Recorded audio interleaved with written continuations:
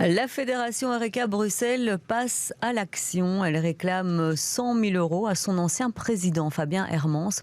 Alors, vous vous souvenez peut-être de son visage. On l'a beaucoup vu pendant la crise sanitaire. Il a été beaucoup interviewé. C'est lui qui représentait le secteur Horeca. Visiblement, il en a tiré certains avantages, Anaïs Corbin. Oui, il était la voix et le visage de l'Horeca bruxellois durant la crise Covid. Fabien Hermans est aujourd'hui cité à comparaître devant le tribunal de l'entreprise. Après analyse de ses comptes pendant plusieurs mois, l'Assemblée générale de la Fédération Horeca attaque son ancien président en justice. L'association lui réclame 100 500 euros pour cause de surfacturation de prestations, prise de risques financiers via l'ouverture d'un compte titre pour un placement de 250 000 euros et puis aussi des dépenses injustifiées pour des achats de matériel ou encore des notes de restaurant.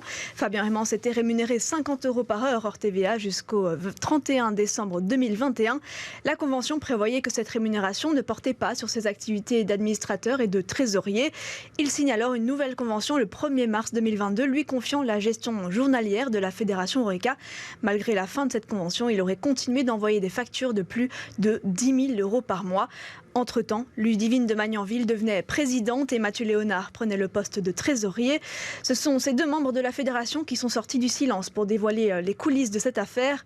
Fabien Hermans accepte de démissionner en mai 2022. Le mois suivant, un rapport confirme les inquiétudes autour d'une forme d'opacité dans la facturation après une vérification des comptes. On écoute à ce propos le trésorier de la fédération Horeca, Mathieu Léonard. Les paiements que je devais valider en tant que trésorier n'étaient jamais accompagnés de pièces justificatives parce que je n'avais déjà pas accès au côté administratif de la fédération, mais bien au compte bancaire. Donc moi, je ne pouvais que valider des paiements sans en connaître la raison. Une fois que les premiers paiements étaient validés, j'ai demandé une réunion du conseil d'administration pour que l'on puisse enfin avoir accès à ces pièces justificatives.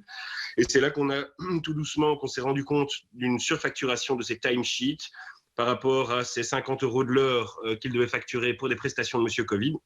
Eh bien, on s'est rendu compte qu'en fin de mois, on était à des résultats de plus de 10 000 euros de facturation pour des missions qui ne sont pas du tout liées à celles de Monsieur Covid, mais bien des missions d'administrateur pur et simple de la fédération, comme assister à des conseils d'administration satellitaires à la fédération. On lui a dit, Fabien, il va falloir que tu te justifies par rapport au montant facturé. Tout ça a été très opaque, il y a eu beaucoup de rétention d'informations, on a patienté. Il y a eu un conseil d'administration au mois de mars 2022 lui faisant part de nos inquiétudes et lui demandant des justificatifs. En avril 2022, nous n'avons toujours pas eu de réponse. En mai, nous lui avons demandé de démissionner. Nous avons travaillé en tout cas sur ce dossier pour être certain de ne pas commettre d'erreur et pour être juste dans notre propos et dans notre requête. Donc une citation à comparaître a été transmise à Fabien Hermans dans les derniers jours. Et effectivement, Fabien Hermans nous dit par téléphone avoir reçu hier soir la citation à comparaître. Il dit être surpris des accusations concernant des coûts injustifiés sur des cours de langue ou l'achat de matériel de ventilation. Il ajoute que sa démission était justifiée par le fait qu'il n'était plus en phase avec le conseil d'administration. Il assure vouloir jouer la transparence dans ce dossier et que tous les frais étaient aussi validés par ce conseil d'administration.